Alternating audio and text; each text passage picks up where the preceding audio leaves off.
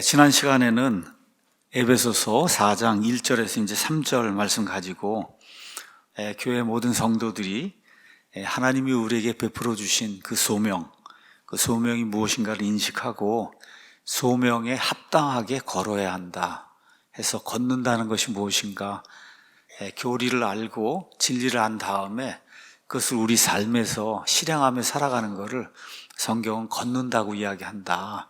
그래서 4장 1절 가서 보니까 그러므로 하나님의 아들, 딸이 돼서 하나님의 모든 영적인 복을 이미 받은 그런 자로서 주의 갇힌 자가 된 내가 너희에게 간청하노니 너희는 너희가 부르심을 받을 때 얻은 소명에 합당하게 걸어야 된다. 자, 그 말씀과 함께 이 에베소서는 교회에 주는 하나님의 말씀이기 때문에 저와 여러분이 지금 지역교회를 하고 있어요. 저와 여러분은 사랑침례교회라고 하는 이 서창동에 있는 이 교회의 멤버가 돼서 믿음 생활을 하고 있습니다. 이 교회가 하나가 유지가 돼야, 그래야 저와 여러분이 평안하게 믿음 생활하고 세상에서 어려운 일 당할 때도 좌절하지 않고 이제 이기면서 나갈 수가 있는데, 그 일을 하기 위해서 몇 가지 이제 필요한 것이 있다 그러죠. 무엇이 필요하냐 하면 성령님이 주시는 하나 되게 하시는 것, 이거를 우리가 지켜야 되는데, 그걸 위해서 모든 겸손과 그 다음에 온유와 오래 참음으로 사랑 안에서 서로 참아주는 그 일이 있어야 되고, 화평에 매는 띠로 성령님이 하나가 되게 하신 그 연합, 그거를 힘써 지키는 그런 노력이 있어야, 그래야 교회가 교회답게 하나로 유지가 될 수가 있다. 이런 이야기를 이제 드렸습니다.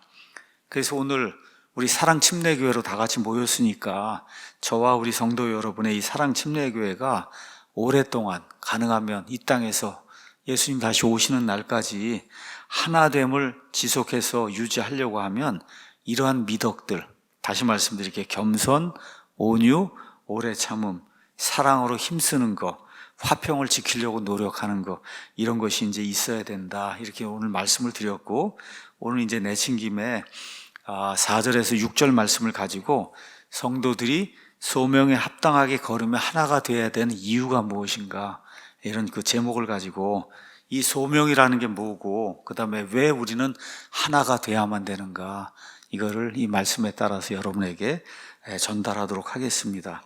가서 보니까 1절에 소명이라고 하는 말이 나오는데 영어로는 vocation 이렇게 이제 되어 있고, 킹제임스 성경에는 한 번 나옵니다. 한 번.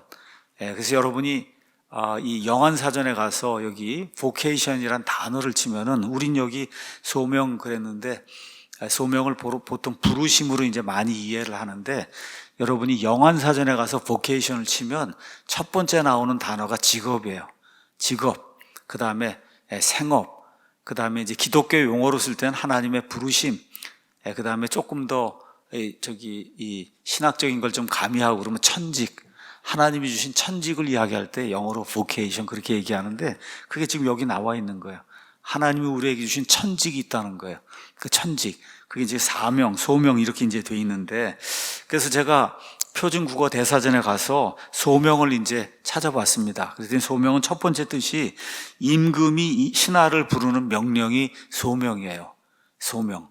그 다음에 기독교에서는 사람이 하나님의 일을 하도록 하나님의 부르심을 받는 일이 소명이다. 이렇게 돼 있어요. 그래서 얘가 이렇게 돼 있습니다. 저 사람은 하나님의 소명을 받아 성직자가 됐다. 그래서 목사의 일을 수행하거나 할 때 저 사람은 소명을 받았다. 이런 이야기 할 때 소명이란 단어가 쓰이고 있다고 표준 국어 이제 대사전이 우리에게 이제 이야기를 하고 있습니다. 자, 이제 교회 다니다 보면 소명이라고 하는 이런 말이 종종 많이 언급되는 것을 저와 여러분이 이제 보고 있습니다. 그런데 소명 그러면 대다수 사람들이 이거는 목사에게 해당되는 말이다, 이렇게 이제 생각을 합니다. 목사. 그렇죠? 많은 사람들이 뭐라고 생각하느냐. 교회에서는 목사만 소명을 받는 사람이다. 목사. 그렇게 이제 생각을 하거든요. 왜 그러냐 하면 소명이라고 하는 말, 교회에서 많이 사용되는 이런 말이 꼭 목회하는 그 사역하고만 연관을 지어서 교회에서 그렇게 말하기도 하고 그렇게 가르치기도 하기 때문에, 그래서 소명이라고 하는 그런 말은 목회자들에게만 해당이 된다. 또 그렇게 목사가 가르칠 때는 목회 사역은 특별한 일이고 목사에게만 딱 해당이 되는 소위 얘기하는 평신도 하고 목회자를 나누는 그런 구분이 소명이 있느냐 없느냐 이런 거에 따라서 이제 결정이 된다. 이런 식으로 이야기를 하다 보니까 소명이라고 하는 그런 말 자체가 성경이 이야기하는 것하고는 좀 거리가 멀게 이렇게 이제 우리에게 다가오고 있습니다.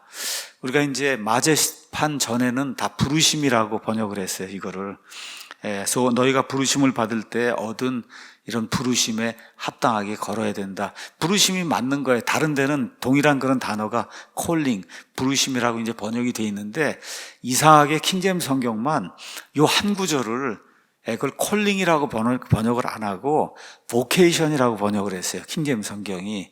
그래서 우리가 마제스트 에디션을 바꾸면서는 이번엔 킹제임스 성경이 이렇게 다르게 이렇게 이제 해놨으니 이거를 소명이라고 이렇게 하는 것이 좋지 않겠냐 해서 이번 마제스트 에디션에는 이게 소명이라는 그런 단어로 지금 들어가 있습니다. 자, 사도 바울의 이 에베소서 말씀 4장 1절 가서 보면 그러므로 주의 갇힌 자가 된 내가 너희에게 간청하노니 너희는 목사 한 사람을 이야기하는 게 아니라 에베소 교회에 있는 모든 성도들에게 이야기하는 거예요. 너희는 너희가 부르심을 받을 때 얻은 소명에 합당하게 걸어야 된다. 그러니까 예수님 믿고 구원받은 모든 성도들, 물론 에베소 교회 성도들 포함해서 그 이후로 수십억의 사람들이 구원받았고 지금 이 시간에 우리 사랑침례교회도 많은 분들이 이제 구원받았습니다. 이 모든 사람들이 하나님이 주신 소명을 가지고 있다는 겁니다. 목사만 가지고 있는 것이 아니라. 그렇죠? 그래서 바울은 1절에서 구원받은 모든 사람은 소명을 받았다. 아침에 말씀드린 대로 로마서 8장에 있는 것처럼 구원받은 모든 사람들, 이 사람들은 하나님의 부르심을 받고 의롭다 칭함을 받고, 그렇죠? 이것은 맨 끝에 가서는 영원토록 영화롭게 되는 그런 일이 생긴다고 성경이 우리에게 이야기를 하고 있어요. 자, 그러면 이 성경이 말하는 이런 소명하고 대다수 이제 교회에서 성도들이 인식하고 있는 그런 소명하고는 왜 이렇게 이제 차이가 많이 나는가? 이런 것은 특별히 우리 한국 교회에서 많은 교회 목사님들과 그다음에 성도들이 구약식으로 생각하기 때문에 이런 일이 이제 생기는 거예요. 구약식으로. 구약 시대에는 하나님과 사람 사이에 이렇게 중간 매개체가 있었어요. 제사장이라고 하는 그런 중간 매개체가 꼭 껴야만, 그래서 사람이 뭐 부탁을 하면 그 부탁을 들고 하나님 앞에 간구하고, 그다음에 하나님 뭐 얘기하면 이거 들고 와서 사람에게 얘기하는 이런 중간 매개체 제사장이 끼어야만, 그래야만 종교가 유지가 되는 거예요. 그 당시에는, 예수님 오시기 전에는 제사장이 없이는 종교가 유지가 되지 않았습니다. 이게 구약 시대예요. 근데 예수님께서 이 땅에 오셔서 무엇을 철폐하셨냐? 인간 제사장 체계를 철폐하셨어요. 철폐. 영어로 얘기하면 abolish.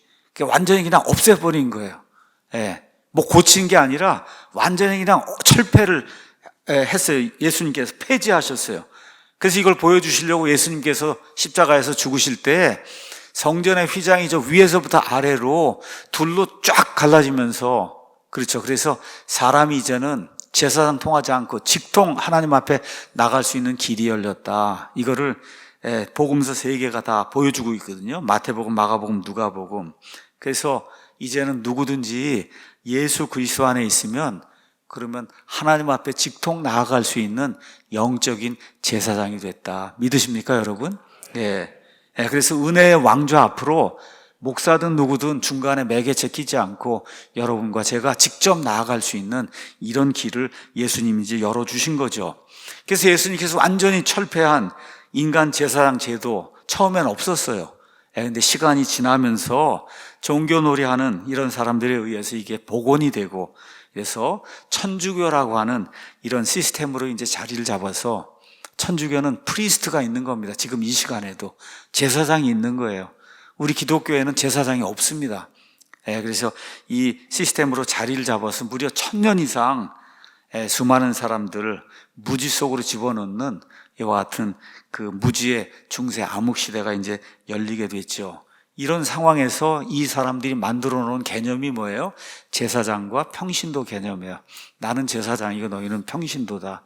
이런 개념을 만들어 놓으면서 제사장 특권 의식, 이런 것들이 이제 천주교에 의해서 이제 마련이 되고, 자, 이런 가운데 1517년에 정말 하나님의 은혜로 마르틴 루터의 이제 종교 개혁이 이루어지면서 영적인 제사장 직분이 회복되는, 그 이후에도 여러 가지 프로테스탄트들이 천주교 시스템을 유지하려고 하는 이런 것들이 있었기 때문에 좀 완전하지는 않았지만 그래도 영적인 제사장 직분이 부분적으로 이제 회복이 되는 그런 일이 생기면서 루터, 그 다음에 다수의 프로테스탄트 개혁자들은 모든 성도가 하나님의 부르심을 받았다, 소명을 받았다, 이거를 외치기 시작한 거예요. 제사장만 소명을 받은 게 아니라 모든 성도가 하나님의 부르심을 받았다.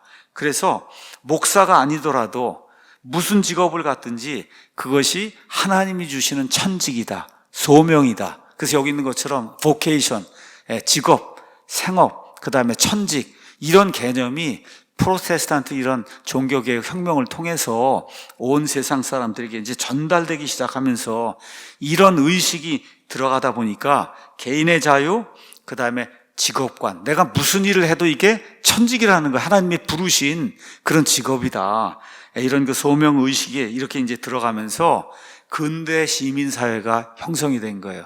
근대 시민이란 이런 계급이 형성이 되기 시작하면서 자유민주주의, 시장경제 체제, 이렇게 되면서 인류가 한 번도 누려보지 못했던 그런 부의 축적, 이런 것들이 생기면서 부유하게 살 수 있는 그런 길이 열리게 이제 된 겁니다. 이와 같은 근대 시민 이 의식, 이런 것을 가장 잘 접목한 그런 나라가 미국이고, 그래서 미국이 지금 전 세계에서 가장 잘 사는 나라가 이제 된 것도 철저한 보케이션 의식, 내가 목사가 아니라도, 그렇죠, 내가 어디 가서 무슨 일을 하든, 심지어 내가 가정주부로 일을 해도 그게 내 천직이라는 거예요, 내 보케이션이라는 거예요. 이와 같은 그 생각을 갖는 그런 사람들이 늘어나게 될 때, 그런 국가에 자유민주주의 체제가 확립이 되고, 그리고 시장 경제 열심히 일하면 된다고 하는 이와 같은 생각을 가진 사람들이 늘어나게 되고, 그리스도인들은 무슨 직업을 갖든지 이게 내 천직이다, 그러니까 직업에 규천이 없는 거예요. 정직하게, 성실하게, 열심히 살면 그것이 하나님이 주신 보케이션, 그 부르심이라는 거죠. 그렇죠? 이런 생각을 가지고 이 사회가 이제 변화가 되는 그런 모습을 지난 한 400~500년 동안 역사를 통해서 이제 우리가 이제 보게 됩니다. 그래서 여기 단어 다시 한번 vocation 이렇게 이제 돼 있는데, 저와 여러분의 직업 아니면 직장이 바로 하나님의 부르심이 있는 곳이다. 이해하시죠? 저와 여러분의 직장이 하나님의 부르심이 있는 그런 곳이다. 그래서 저와 여러분이 세상에 사는 모든 일이 하나님의 소명을 실천하는 거예요. 이게 대단히 중요한 거예요. 저와 여러분이 하는 모든 일, 세상 일 따로 있고 성스러운 일 따로 있고 그런 게 없다는 거예요. 저와 여러분이 세상에 가서 하는 그 일이 거룩한 일이고, 그 일이 천직이고, 그 일이 vocation, 하나님 주신 부르심이고 소명이다. 이런 것을 실천해 나가는 그런 우리 사랑 침례교회 모든 성도들이 되면 좋을 것 같습니다.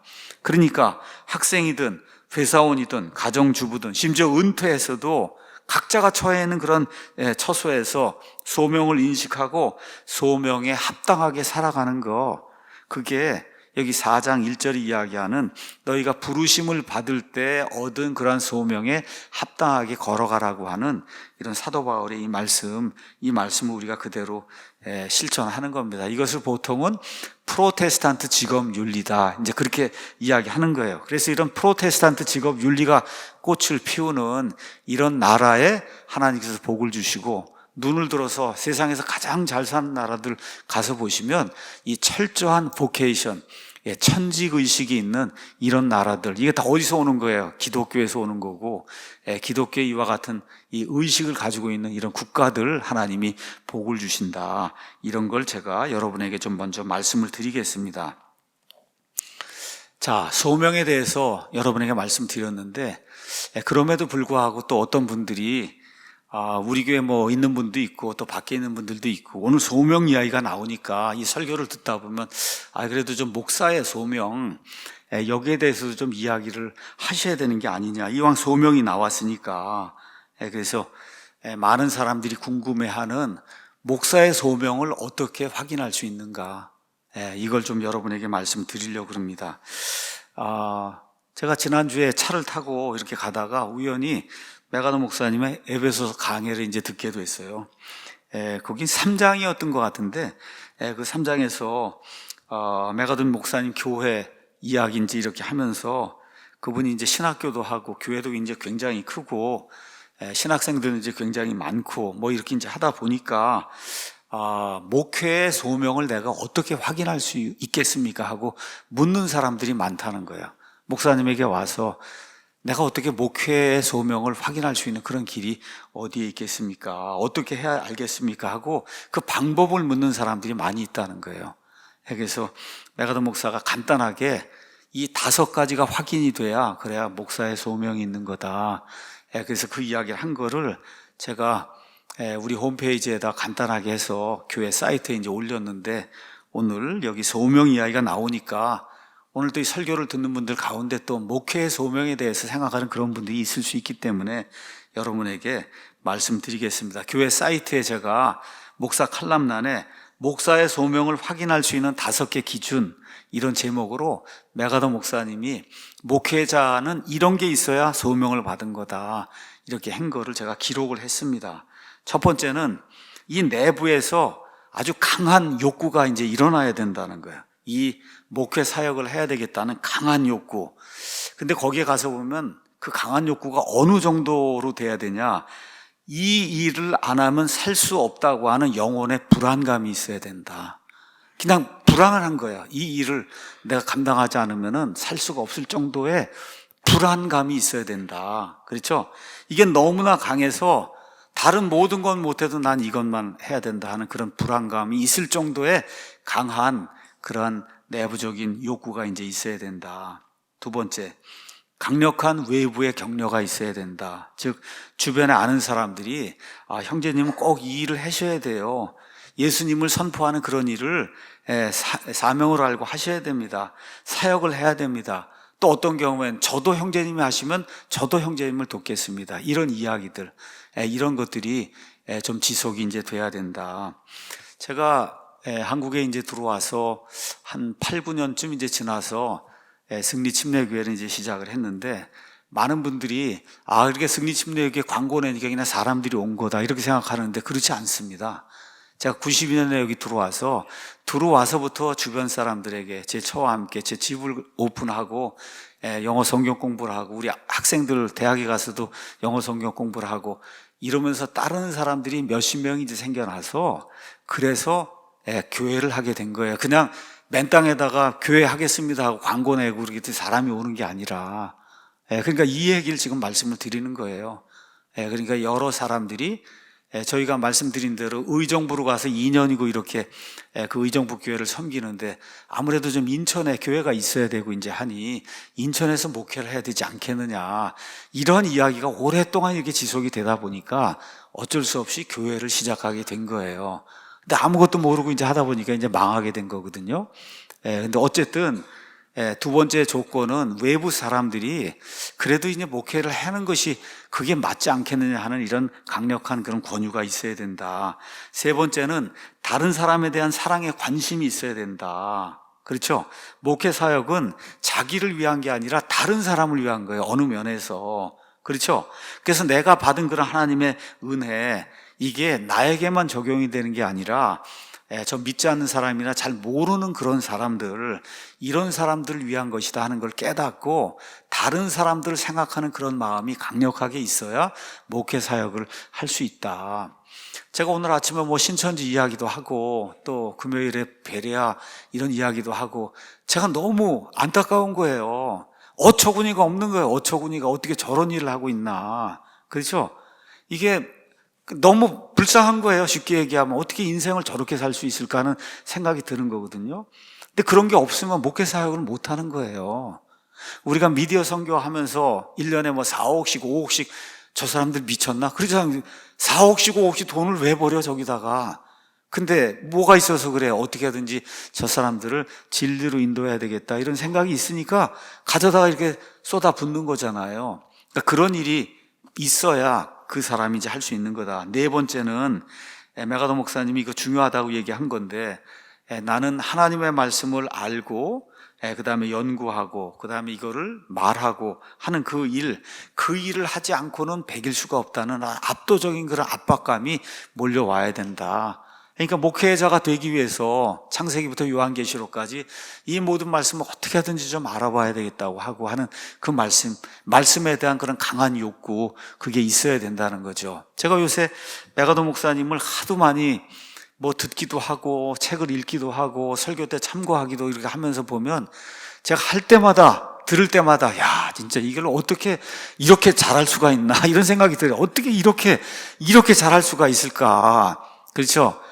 그걸 좀 내가 좀 더 배웠으면 옛날에 더 목회를 잘했을 텐데 이런 생각.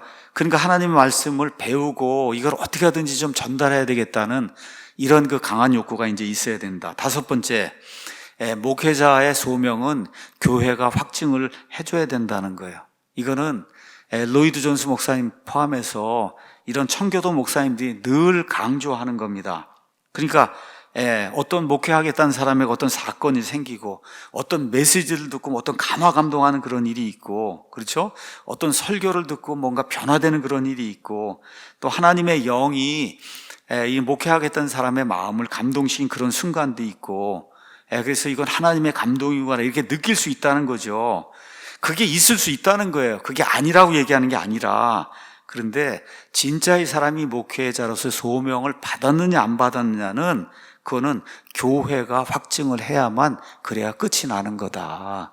이렇게 이제 다섯 가지를 이제 이야기하고 있어요. 그 다섯 가지를 제가 써놓은 다음에 그 다음에 한 이틀쯤 지나서 그 밑에 제가 덧글을 달았습니다. 나의 코멘트.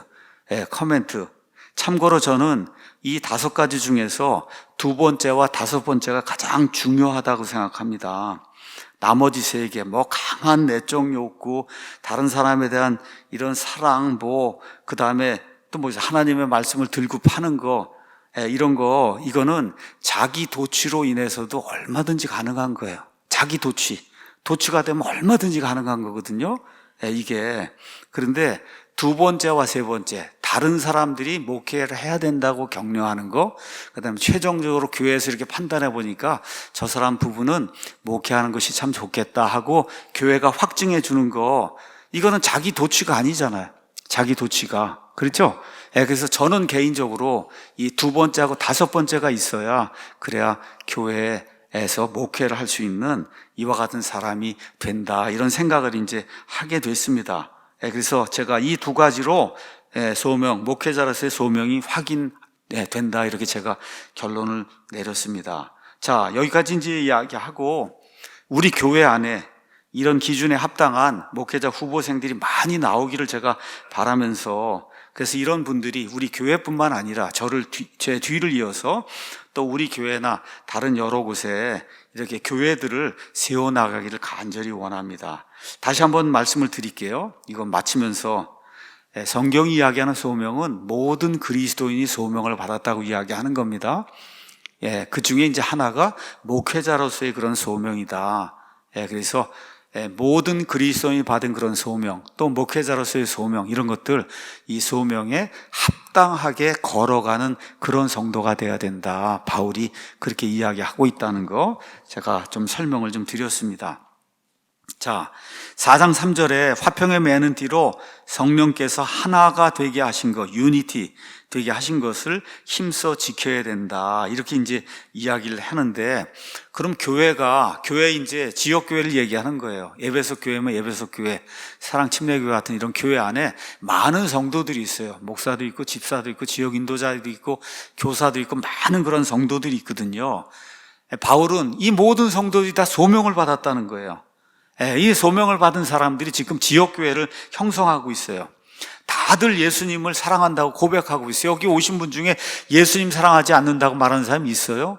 다들 고백을 합니다. 근데 문제가 뭐예요? 너무나 많은 교회들이 분열이 되고 깨지고 결국은 교회가 없어진단 말이에요. 말씀드렸듯이 2000년에 승리하겠다고 승리침례교를 했는데 지금 승리침례교 아예 없어졌잖아요. 없어졌어요. 왜 그래요? 성령님께서 하나가 되게 하신 것을 지키지 못하니까, 그러니까 교회가 없어지는 거예요. 너무 간단한 거예요. 성령님께서 하나로 만들어 주셨는데 그 하나로 만들어 주신 것을 지키지 못하면 그러면 어떤 교회든지 이 땅에 존재할 수가 없는 거예요. 요한계시록, 여기 에베소 교회 얼마나 아름다운 교회예요. 또 이 말씀 이후에 AD 90년경에 사도 요한이 기록한 이 요한계시록 가서 보면 첫 번째 나온 교회가 에베소 교회잖아요. 그렇죠? 많은 열심이 있었어요. 수고를 많이 했어요. 그런데 첫사랑을 버렸다 그러잖아요. 그래서 첫사랑을 다시 회복하지 않으면 그럼 내가 가서 등잔대를 치우겠다고 예수님 말씀하시잖아요. 근데 첫사랑 회복이 안 되니까 결국 어떻게 돼요? AD 400년, 450년 가면서 에베소 교회 자체가 사라진 거를 저와 여러분이 역사를 통해서 이제 알 수가 있는 겁니다. 그래서 에베소 교회는 제가 이전에 했던 승리침례교회는 이 땅에 존재하지 않아요. 그 이유는 간단해요. 성령님께서 하나로 만들어 주신 것을 지키지 못했기 때문에 지금 존재하지 않는 겁니다.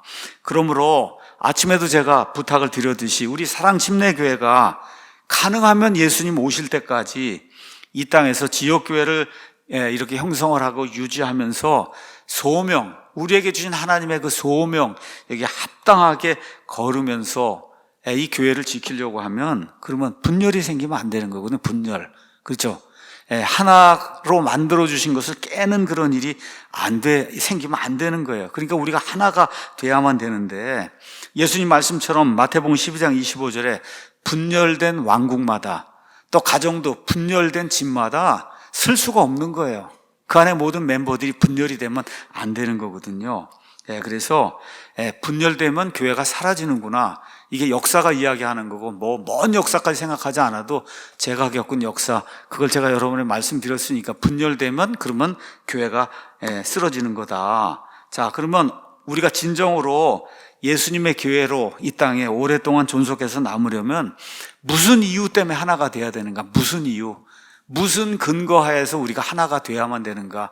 그냥 무조건 모이니까 하나만 되자 이렇게 하면 안 되잖아요. 이유가 있어야 될 거 아니에요. 이유. 그렇죠? 그 이유가 에베소서 4장 4절에서 이제 6절에 이제 나와 있는 겁니다. 정말로 오늘날 많은 사람들이 비성경적인 그런 방식으로 교회를 하나가 되게 이렇게 하려고 노력을 하고 있어요. 노래를 통해서 하려고 그러고, 그렇죠? 은사운동 봐야 쓰러지는 거 이런 거 통해서 하나를 하려고 그리고 이런 거 하는 사람들 대다수는 이렇게 이제 보통 말을 합니다. 우린 교리에는 관심이 없고 사랑에만 관심이 있습니다. 교리는 사람들을 분열시키니까, 그러니까 우리 서로 사랑하면 모든 일이 다 해결이 됩니다. 이런 주장을 펴는데 이건 성경적인 주장이 아니거든요. 자, 이 말씀드린 대로 에베소서는 6장으로 돼 있는데 1장부터 3장에서 교리를 확고하게 다졌어요. 교회가 어떤 것인가를 정확히 알 수 있도록 사도 바울이 다 이야기하고 그 배운 교리를 이제 실행을 하라고 4장, 5장, 6장을 지금 주고 있는 거예요. 그러니까 교리가 없이 온전한 교회를 유지한다는 건 이게 불가능한 거거든요. 불가능한 거예요. 그래서 이 교리적인 기초 위에 올바로 이제 교회가 세워질 때 성령님께서 하나가 되게 하신 것, 이것을 우리가 이제 지켜나갈 수 있는 거죠. 그래서 바울은 여기 4절에서 6절 이 말씀을 통해서 모든 그리스도인, 지역교회를 형성하는 모든 그리스도인들을 연합하게 하는 7가지 요소, 그 7가지 요소, 이것들 가운데 분열이 생기면 그러면 어떻게 돼요? 교회가 존재할 수 없다. 그 이야기를 이제 하고 있는 겁니다. 첫 번째 가서 보니까 너희를 부르심의 한 소망 안에서 너희가 부르심을 받은 것 같이 한 소망과 한 성령이 있고 한 주와 한 믿음과 한 침례가 있으며 한 하나님이 계시니 곧 모든 것의 아버지다. 그러니까 한에서 7개 지금 한이 나오는데 완이 이게 한이 아니라 둘, 셋, 넷이 되면 그럼 어떻게 돼요? 쪼개진다는 거예요, 교회가. 그 얘기를 지금 하고 있는 거예요. 그래서 강조하고 있는 거예요. 완 하고 있는 거예요. 너희를 부르심에 새 소망. 이렇게 되면 쪼개지는 거예요. 안 되는 거예요. 그렇죠? 한 몸이 아니라 다섯 몸, 교회 안에 다섯 몸이 있으면 여러분 교회가 당연히 유지가 될 수 없는 거죠. 그렇죠. 한 성령이 아니라 성령님의 뜻이 이것도 있고 저것도 뭐 이래갖고 한 성령이 한 열 성령이 되고 그러면 교회 유지될 수 없는 거잖아요. 그렇죠. 한 주, 예수 그리스도만 주인이 돼야 되는데 모든 사람이 다 주인이라 그러면 교회가 유지가 될 수 없는 거예요. 지금 그 이야기를 지금 하고 있는 겁니다. 제가 오늘 어떻게 하다 보니까 우리 사랑침례교회가 앞으로 계속 좀 지속이 되길 원한다 하는 그런 차원의 이야기를 지금 드리고 있어요. 저도 개인적으로 그렇게 이제 간절히 원하고 있습니다. 정말 우리가 이렇게 세우고 같이 이렇게 해서 예배당까지 짓고 한 이런 교회가 그래도 제가 뭐 이 땅에 있는 동안에 눈 감고 죽을 때까지 그래도 존속하고 있다 이러면 좋잖아요. 그런데 제가 뭐 얼마 안 지났는데 교회를 제가 이제 그만뒀어요. 이제 나이가 들고 그래서 그랬더니 금방 교회가 다 쪼개져 갖고 산산조각 났다. 여러분 그러면은 그거 별로 좋지 않잖아요. 이게 그렇잖아요. 그러니까 그런 이야기를 프랙티컬하게 실제적인 그런 이야기를 제가 여러분에게 드리는 거예요. 이게 실제적인 이야기니까. 먼저 한 몸이 있다. 이제 그렇게 이야기하는데 한 몸. 자, 저와 여러분이 개개인 신자는 예수 그리스도의 몸의 지체다. 이런 이야기 많이 들으셨죠? 제가 시간이 없어서 오늘 아침에도 읽지 않았고 지금 오후에도 이제 읽지 않습니다.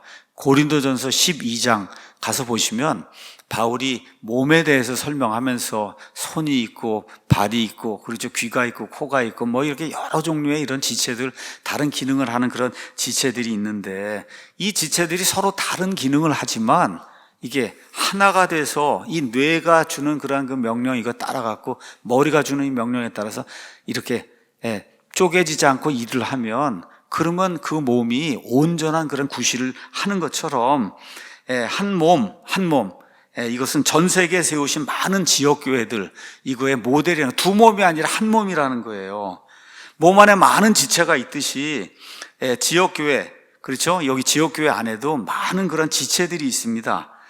구원받으면 누구나 다 지역교회를 이제 섬겨야 되는데 그 안에 여러 사람들이 있는데 고린도전서 이제 12장도 그렇고 여러분이 가서 로마서 이제 말씀도 가서 이렇게 보고 하면 하나님께서 모든 그런 지체들에게 서로 다른 선물을 주셨어요. 서로 다른 선물. 그 선물을 가지고 다른 사람들 섬기라고 하나님께서 그와 같은 선물들을 이제 주셨어요. 다른 사람이 성장할 수 있도록 돕기 위해서 그런 선물들을 이제 주신다. 자, 지역교회는 말 그대로 여러 곳에 있을 수 있습니다. 인천에 있을 수도 있고, 부산에 있을 수도 있고, 그렇죠? 자, 그런데 지역교회에 있는 지체들은 우리 몸 안에 이게 손과 발과 이런 여러 지체들이 이게 다르지만 다른 기능을 이렇게 하지만 한 몸을 이루어서 하나의 목표를 향해서 나가듯이 반드시 하나가 돼야 된다. 한 몸이 돼야지 이 사랑침례교회가 두 몸, 열 몸, 백 몸이 되면 그러면 쪼개지면 그럼 어떻게 돼요? 손과 발이 따로 노는데 어떻게 그 몸이 재구실을 할 수가 있겠어요? 그렇잖아요. 손과 발이 따로 놀고 눈과 귀와 코가 다 따로 놀면은 있기는 다 있는데 다 따로 놀면 어떻게 재구실을 하겠어요? 구실을 못하면 어떻게 돼요? 이 교회는 없어지는 거예요. 없어져요. 제가 이제 유학 가서 볼티모어라고 하는 그런 지역에 가서 이제 살았는데 존스 홉킨스 대학 그 앞에 교회가 있습니다. 교회가 굉장히 커요. 아마 이 정도는 될 거예요. 우리 교회 정도. 그 당시에 1900년 이럴 때 그 돌로다가 뭐 대리석 같은 거에서 높이 해갖고 이렇게 지어놨어요. 한 1000명씩 이렇게 들어가는 그런 교회를. 그러니까 그 당시에 얼마나 사람들이 믿음이 좋으면 그렇게 해놨겠어요. 근데 100년 이렇게 지나서 할머니, 할아버지 10명, 15명이 나와서 있는 거예요. 할머니, 할아버지 15명 정도가 나와서 교회를 지킨다고 그러고 있는 거고, 우리 한국 사람들은 이제 그분들 오전 예배 드리면 오후에 예배당 빌려갖고 이제 예배를 드리고 이제 있는 건데, 그렇죠? 이런 문제가 이제 생기는 거다. 교회가 하나가 돼서 이렇게 제대로 제 구실을 감당하지 못하면은 그러면 이 인간 사회 땅에 남아있는 지역교회는 없어지는 거예요. 없어집니다, 여러분. 예수님의 내 교회, 저 하늘에 기록된 그런 모든 자들이 이런 교회는 영원 무궁토록 지속이 되지만 땅에 있는 이런 그 지역교회는 있다가 없어지고 또 없다가 생길 수 있고 그런 거예요. 그래서 우리가 한 몸만 있다고 하는 거, 한 몸 안에 지체가 그렇게 많아도 한 몸이라는 거. 우리 사랑침례교회 안에 목사를 비롯해서 많은 그런 지체들이 있어도 한 몸이라는 거. 이거를 우리가 깨닫지 않으면은 그러면 교회가 오랫동안 지속할 수가 없다. 두 번째, 한 성령이 계시다는 것을 늘 깨달아야 된다는 거죠. 자, 동일한 성령님께서 모든 신자, 개개인 안에 거주하고 계세요. 영원 무궁토록 거주하고 계세요.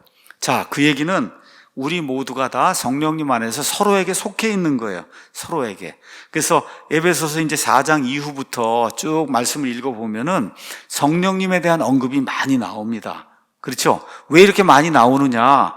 성령님이 그리스도인들의 삶에서 가장 중요한 그런 요소, 중요한 그런 인격체이기 때문에, 그래서 교회 생활하는 거, 개인의 믿음 생활하는 데서 가장 중요한 그런 요소이기 때문에 성령님이 많이 언급이 이제 되는 거예요. 자, 그러면 교회를 저와 여러분이 계속해서 이 교회 사랑침례교회를 유지하려고 하면은, 그러면 성령님이 요구하시는 대로 저와 여러분이 해야 그 교회가 유지가 될 수 있는 거예요. 성령님이 요구하시는 대로.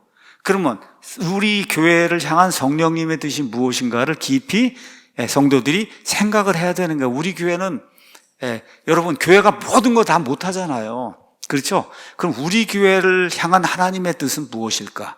성령님은 우리가 어떤 일을 하기를 원하실까? 그렇죠? 리더들이 생각을 하고, 그 다음에 우리 성도들이 다 생각을 하고, 그럼 마음을 이렇게 모아서 한 성령님의 한 뜻을 우리가 실천을 해야 되겠구나 하고, 이 뜻이 모여야, 그래야 사랑침례교회가 오랫동안 유지가 될 수 있다는 거예요. 한 성령님이 계시다. 그 다음에 이 시작을 하면서 뭐라고 하면, 너희를 부르심에 한 소망이 있다 그랬습니다. 저와 여러분을 하나님 부르실 때 한 소망, 이 소망은 특별한 경우가 아니면은 예수님이 재림하실 때, 예수님 이 나팔 소리가 공중에 날 때 저와 여러분이 공중으로 들려 올라가는 휴거, 이거 그 소망을 이야기하는 거예요. 우리 교회 모든 성도들이 휴거의 이 복된 소망, 이 소망을 가지고 살아야, 그래야 이 교회가 오랫동안 유지가 될 수 있는 거예요. 참 어제 감사하게도 어떤 그 젊은 형제하고 이렇게 이야기하는데, 아주 젊은 형제예요. 그런데 기존 교회를 다니다가 이제 할 수 없어서 이제 우리 교회로 왔는데, 우리 교회 와서 너무 좋은 게 뭐냐, 휴거의 복된 소망을 가지게 됐다는 거예요. 휴거에. 난 젊은 분이 35 된 이런 분이 그거를 그렇게 강력하게 이렇게 이야기하는데, 나보다 낫다, 이런 생각을 제가 하게 됐어요. 휴거의 복된 소망을 가지고 있다. 자, 그래서 이 복된 소망에 대한 보증이 누구냐? 성령님이세요. 성령님. 그래서 여기서 이제 바울은 한 몸의 존재를 깨닫고 한 성령님 안에서 걸어가며 주님의 재림을 기다리는 그 신자, 이 신자는 반드시 문제를 일으키지 않는다는 거예요. 어떻게 하든지 화평하게 살려고 노력을 한다는 거예요. 그래서 그 형제가 어제 저한테 얘기해 준 게 인상이 깊었어요. 뭐냐 하면, 이 세상 살다가 그냥 억울한 일도 많이 당하고 뭐 그러는데, 그저 휴거의 소망 생각하고 저 하늘나라 생각하면 그냥 다 잊고 그럴 수도 있구나. 그리고 평안하게 산다고 하는 그런 이야기를 어제 그 젊은 형제가 이야기를 하더라고요. 오늘 얘기하는 게 그거예요. 부르심의 한 소망. 저와 여러분이 여기 한 몸이 돼서 이렇게 하지만 어떤 문제에 있어서는 의견이 서로 다를 수 있어요. 그것 때문에 마음이 상할 수가 있어요. 그럼에도 불구하고 우리가 다 휴거의 한 소망을 가지고 있으면 우리가 다 불완전한 사람이지, 이걸 인정하게 된다는 거예요. 저 하늘나라에 가면 그럼 완전한 것이 오지 않겠느냐, 이렇게 인정을 하면서 불화의 씨를 뿌리지 않고 가능하면 화평하게 지내려고 이렇게 노력을 하면 그 한 소망 때문에 이 교회가 깨지지 않고 오랫동안 유지가 될 수 있다. 지금 바울이 이제 그런 이야기를 하고 있는 겁니다. 자, 그 다음에 이제 한 주가 있다. 한 주. 주라고 하는 말은 주인이란 말이에요. 우리의 주인은 예수 그리스도 한 분밖에 없어요. 그 예수님이 우리를 위해 죽으신 분이고, 우리를 위해 다시 부활하신 분이고, 그 예수님이 우리를 위해 다시 공중에 재림하실 분이에요. 제가 아닙니다, 여러분. 제가 아니에요. 제가 여러분 위해서 대신 죽고 대신 부활하고 나중에 다시 재림할 그런 사람이 아니에요. 우리의 주인은 예수 그리스도 한 분밖에 없다. 그럼 저와 여러분 한번 생각을 한번 해보죠. 자, 2명의 신자가 둘 다다 나는 주님께 순종하는 사람입니다. 나는 주인, 나의 유일한 주인, 당신의 유일한 주인, 그렇죠. 이 예수님께 순종하는 그런 사람이다. 그런데 연합이 안 돼서 매일 싸울 수 있겠어요, 여러분? 한번 생각해 보세요. 같은 주인에게 다 속해 있는데, 그렇죠. 근데 두 사람이 매번 모든 일을 할 때마다 대립을 하고 그래서 싸울 수가 있겠냐고요, 여러분. 같은 주인을 섬기는데. 그러면 다른 주인을 섬기니까 이게 싸움이 그렇게 계속 지속이 되지. 100번 중에 뭐 한두 번은 인간이니까 서로 다를 수가 있어서 이런 일이 생길 수 있지만 우리에게 한 주인이 계시다고 생각을 하면 어떻게 매일 싸우겠어요. 그런 일이 생길 수가 없다는 거예요. 그렇죠? 그러니까 목사든 집사든 교회 오래 다닌 그런 사람이든 헌금을 많이 하는 사람이든 또 인간 사회에는 또 말빨이 센 사람들이 있잖아요. 이런 사람들이 교회 주인이 아니고 교회 주인이 아니고 누가 교회 주인이에요? 예수님이 교회 주인이에요. 그러니까 예수님께서 이 반석 위에 내가 내 교회를 세운다 그러잖아요. 내 교회. 말빨 센 사람의 교회가 아니고 목사의 교회가 아니고 그러니까 주인이 하나라는 걸 우리가 인식을 하면 그러면 교회가 깨질 일이 없다는 겁니다. 교회의 주인은 예수님이시다. 이렇게 이제 생각을 하고 상식적으로 생각을 하고 상식적으로 이야기를 하고 상식적인 그런 수준에서 저와 여러분이 대화를 이렇게 나누면은 그럼 교회가 오랫동안 지속이 될 수 있다는 거죠. 자, 그 다음에 가서 보니까 한 믿음이 있다. 한 믿음. 자, 이 믿음이라고 하는 거는 이거는 우리가 구원받을 때 저는 예수님만 믿습니다 하는 그 믿음이 아니에요. 성경에서 이렇게 faith라고 하는 그런 말이 나올 때는 그거는 교리 체계를 믿음이라고 이야기하는 거예요. 우리에게는 한 믿음 체계만 있다는 거예요. 한 믿음 체계. 예수님께서 자신의 교회에 맡기신 하나의 확고한 진리 체계가 있다. 이거를 믿음이라고 이야기하는 거예요. 다시 말씀드릴게요. 성경이 말하는 교리적인 그 진리의 체계를 한마디로 뭐라고 얘기하냐? 믿음이라고 이야기해요. 우리의 믿음 그러잖아요. 우리의 믿음과 약속, 여러분 책자다 보시죠? 우리의 믿음과 약속, 그 믿음과 약속의 믿음에 우리의 모든 믿는 걸 다 거기다 기록을 해놓았잖아요. 그렇죠? 그 믿음을 지금 이야기하는 거예요.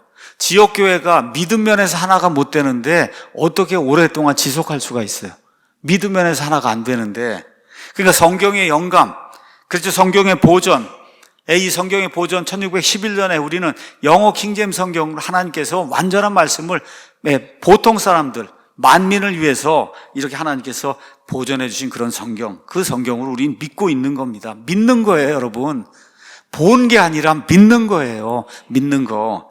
삼위일체 하나님, 예수님, 성령님, 사탄, 마귀, 천사들, 그 다음에 죄가 무엇이고 구원이 무엇이고 중생, 성화, 예수님 재림하는 것, 천국, 지옥, 또 재림 가운데도 우리는 환난전 휴고, 그렇죠? 환난전 휴고, 전천연설, 그 다음에 새하늘과 새 땅, 이런 모든 걸 우리가 믿잖아요. 또 더구나 지금 이 위험한 시대에는 자유민주주의 시장경제 체제, 그렇죠? 이거 아닌 좌익, 종북 이런 건 우리 안 믿잖아요.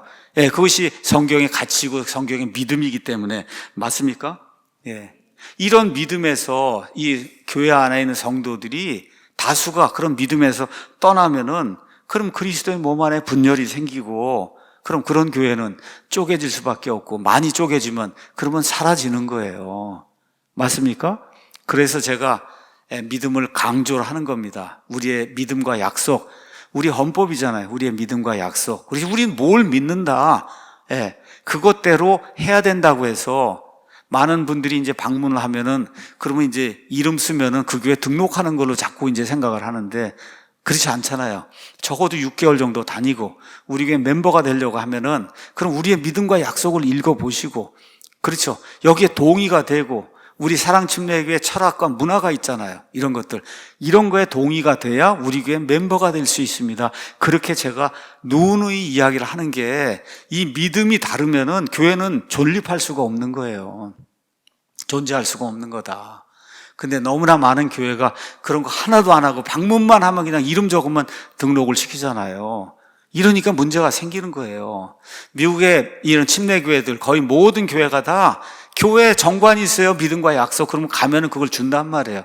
우리 교회는 이걸 믿습니다. 지금 홈페이지가 다 있으니까 홈페이지에 다 적어 놓잖아요. 우린 이걸 믿습니다. 그러니까 우리 교회 같으면은 아예 종북 좌익 이런 사람은 거기 딱 읽어보고 맨 끝에 자유민주주의 시장경제 난 아니구나. 그리고 나가잖아요. 우리 교회 안 오시잖아요. 그러니까 저와 여러분이 평안하잖아요. 맞습니까, 여러분? 평안하잖아요. 여기서 한 얘기를 하니까. 자유민주주의 시장경제 체제, 이게 체제가 사람이 만든 거기 때문에 불완전해도 사람이 만든 것 중에는 지금까지 만든 것 중에 제일 좋다. 인간의 자유를 보장해 주니까. 그렇잖아요. 이렇게 되는 그 믿음이 있어야, 그래야 이 교회가 오랫동안 존속할 수 있는 거다. 이거를 지켜나가는 저와 여러분이 되기를 원합니다. 자, 그 다음에 한 침례가 있다. 한 침례. 여기 나오는 한 침례는 물 침례가 아닙니다, 여러분. 우리 베프티스트들은 이제 물 침례를 강조하지만 여기 나와 있는 한 침례, 이 한 침례는 어떤 사람을 그리스도인으로 만들어주는 침례예요. 그럼 무슨 침례예요? 성령님의 침례. 이걸 지금 이야기하는 겁니다. 그래서 성령님의 침례는 장로교인이든 감리교인이든 누구든, 그렇죠, 예수님 믿고 구원받을 때 성령님 속으로 푹 들어가는 일이 있어요. 잠기는 그런 일이 있어요. 그분들은 세례라고 하지만 하나님, 그건 침례라고, 그렇게 해서 침례라고 성경에 그렇게 기록을 해놓은 거예요.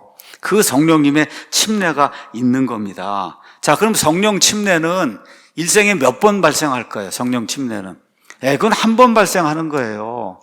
성령 충만은 계속해서 저와 여러분이 사모를 해야 되는 건데, 지금 이 시대에도 방언해야 성령 침례 받는다 그러고 성령 침례를 그냥 계속해서 성령 침례를 받아야 되겠다는 이런 사람들이 있잖아요. 그게 누구예요? 오순절 은사주의, 신사도 운동하는 그런 사람들은 지금도 계속해서 성령 침례를 받아야 된다고 이야기를 하면, 그럼 한 침례가 아니라 100침례, 200침례, 300침례가 되는 거예요. 이렇게 되면 안 된다. 침례 하나밖에 없는 거예요. 우리를 그리스도인으로 만들어주는 그 침례는 성령 침례 하나밖에 없는 거다. 이 성령 침례 하나, 이거를 의지하고 성령 충만을 구하는 그런 성도들이 교회 안에 계속해서 많이 증가하게 될 때 이 교회가 오랫동안 존속할 수 있는 거다. 마지막으로 한 하나님 아버지가 있다. 아버지, 참 좋은 말입니다. 사도 바울이 우리가 아바, 아버지 하고 부르짖느니라, 그렇죠, 그렇게 이야기하잖아요. 그래서 바울은 여러 곳에서 에베소 1장 3절, 17절, 2장 18절, 3장 14절, 에베소에서도 5장 20절 하나님을 아버지라고 강조를 하고 있습니다. 구약시대 유대인들은 저 하늘에 계신 저 아버지를 아버지라고 부른 적이 없어요. 우리 예수님이 와서 가르쳐 준 거예요. 유대인들에게 하늘에 계신 우리 아버지, 우리 아버지요 하고 이렇게 기도하라고 예수님이 처음 가르쳐 준 거예요. 그래서 저와 여러분이 구원받아 성령 침례받아서 이제 이 하나님의 아들, 딸이 되면 기도할 때 자연스럽게 아버지 이렇게 되는 거예요. 아버지 하고 기도하시죠, 여러분. 주여보다는 아버지가 좋은 거예요, 여러분. 주여보다는 주인이시여 이거보다는 아버지 하고 부르는 게 좋지, 주인이여 이렇게 부르는 것보다는. 그러니까 주여가 나쁘다는 얘기가 아니라 더 친근한 말은 아버지라는 거예요. 그죠? 아버지 하고 이렇게 기도하는 이런 게 얼마나 좋은 거예요. 자, 한 가족이 있어요. 그 가족이 여러 의견이 다를 수 있어요. 그럼 결국은 누구 말을 들어야 되냐? 아버지 말을 들어서 그래야만 그 가정이 화목하게 유지가 될 수 있잖아요. 뭐 아버지가 뭐 해서 가부장적으로 해서 뭐가 높다 낮다 이런 얘기를 하는 것이 아니라 하나님께서 이 한 가정에 모든 거에 final say, 마지막으로 말하는 이런 거를 남편에게 주셨거든요. 그러니까 아버지 그 말이 final say가 되는 거예요. 그 가정에서는. 이렇게 돼야 그 가정이 온전하게 유지가 될 수 있죠. 서로 의견이 다르다가도 마지막 가서 딱 이분은 이렇게 하자 이렇게 하면 돼야 되는 거거든요. 지금 그 이야기를 지금 하고 있는 거예요. 그래서 주기도문에서도 내 아버지 그게 아니라 우리 아버지요, 우리 아버지. 그럼 저와 여러분이 다 우리 아버지 하고 부르면은 한 하나님이 있어야지, 하나님이 여럿이 되면 곤란하잖아요, 여러분. 그렇잖아요. 그러니까 저와 여러분이 아버지 다 이렇게 우리 아버지요 이렇게 하나님 부르고 할 때는 그때는 하나님의 말씀 그대로 순종하겠습니다, 이런 이야기잖아요. 그럼 여기 하나님의 말씀 이거, 그렇죠? 아버지 하나님의 말씀 여기에 내가 순종하겠습니다 하고 자기 자신을 이렇게 낮추면은 그러면 교회가 오랫동안 유지가 될 수 있는 거다. 자, 이제 마지막으로 이제 말씀 정리하고 마치겠습니다. 오늘 이야기를 가만히 이렇게 들어보니까 교리가 분명하지 않으면 교회가 분열되는구나. 이해하셨습니까? 교리가 분명하지 않으면 흐리멍덩하면 사람들은 많이 모여 있는 것 같은데 이게 아무것도 일을 못 하는 거예요. 그냥 음악하고 뒤에서 스모크 이렇게 하고 그냥 춤추고 그것뿐이게 못하는 거예요, 여러분. 헌금이 300억, 400억이 나오면 뭐예요? 다 자기들끼리 그냥 그 잔치하고 그걸 끝나면 뭐해요? 아무것도 없는 거지. 그렇지 않습니까? 예. 그러니까 교회가 교회답게 제 구실을 하려고 하면 뭐가 확실해야 되냐? 교리가 확실해야 되는 거예요. 교리가 확실해야 된다.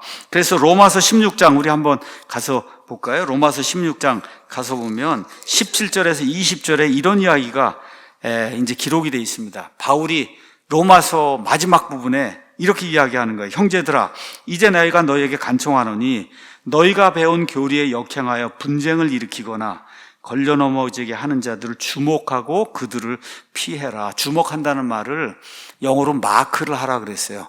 예, 마크. 그러니까 빨간색 분필이나 이런 걸로 마크를 좀 하라는 거예요. 저 사람은 이렇게 마크. 예, 저 사람은 교리에 역행하는 일을 하고 자꾸 분열을 일으키는 사람이야. 그래서 어떻게 조심하고 피하라는 거예요. 조심하고 피해라. 그런 자들은 우리 주 예수 그리스도를 섬기지 아니하고 자기 배를 섬기며 좋은 말과 빼어난 말솜씨로 단순한 자들의 마음을 속이느니라. 이런 사람이 교회에 있으니까 바울이 로마서 이거 다 기록을 하고 맨 끝에 다시 한번 염려가 돼서 이걸 기록하고 있잖아요. 근데 오늘 가서 사도 바울의 에베소서 강해를 또 가서 들어보니까 저와 여러분이 하나가 돼서 이 교회를 오랫동안 지속하려고 하면 교리가 명확하게 똑같아야만 이게 되겠구나 하는 것을 느끼셨을 거예요. 그렇죠? 한 몸, 한 침례, 한 소망, 한 주, 한 성령, 한 아버지. 왜 이렇게 한을 강조할까? 이게 둘, 셋, 10개가 되면 그러면 교회가 존속할 수가 없기 때문에 그렇게 지금 이야기하는 거다. 야고보서 3장 17절 가서 보면 위로부터 난 지혜는 첫째 순수하고 다음으로 화평하며 부드럽고 간청을 잘 들어주며 긍휼과 선한 열매로 가득하고 차별이 없고 위선이 없다 이런 말씀이 나오는데 여기 위로부터 난 지혜 이거를 우리가 교리라고 우리가 한번 하늘로부터 주어진 지혜니까 그걸 이제 우리가 교리라고 생각할 수 있는데 그 교리가 첫째 어때야 돼요? 순수해야 된다. 순수해야 돼. 그래서 우리 교회 오신 분들에게 이야기하잖아요. 믿음과 약속이나 다 읽어보시고 또 우리 교회에서 하고 있는 일 이런 거 보시고 우리가 미처 보지 못해서 잘못하고 있는 것이 있으면 말씀을 해달라. 잘못하고 있는 것이 있으면 이게 진짜 부탁을 드리는 거예요. 사람이기 때문에 목사에게 이렇게 홀려갖고 그래서 여러분도 다 못 보고 저도 못 보고 이렇게 까다롭게 저를 늘 간시하는 제 처도 못 보고 이렇게 하는 일이 있을 수 있잖아요. 이게 그런 게 있으면 이야기를 해 주십시오. 그렇게 얘기를 하는 거예요. 왜? 순수해야 되니까. 교리가 순수하지 않으면 그러면 다음으로 화평하고 안 이루어집니다, 여러분. 그 다음 게 안 이루어져요. 교리가 순수하지 않으면 믿음 체계가 순수하지 않으면 연합이 깨지는 거예요. 그래서 우리 사랑침례교회가 정말 저는 바라기는 우리 사랑침례교회가 어떻게 하다가 하여튼 이렇게 예배당을 짓고 이제 여기까지 왔는데 하나님의 무슨 뜻이 있겠죠. 저는 뭐 정확하게는 모릅니다. 다만 그래도 이 안에 들어오면 영혼의 자유가 있고 정말 화평하게 믿음 생활 할 수 있고 하는 그런 일이 저는 있다고 믿어요. 그래서 지금 목회를 하고 있는데 이런 그 교회, 이 교회를 저와 여러분이 오랫동안 유지하려면 그러면 모든 성도들이 우리의 믿음과 약속 책자가 있잖아요. 우리의 믿음과 약속. 우린 뭘 믿고 뭐를 약속합니다. 이거를 꼭 시간이 되면 한 번씩 또 좀 읽어도 보고 그렇죠?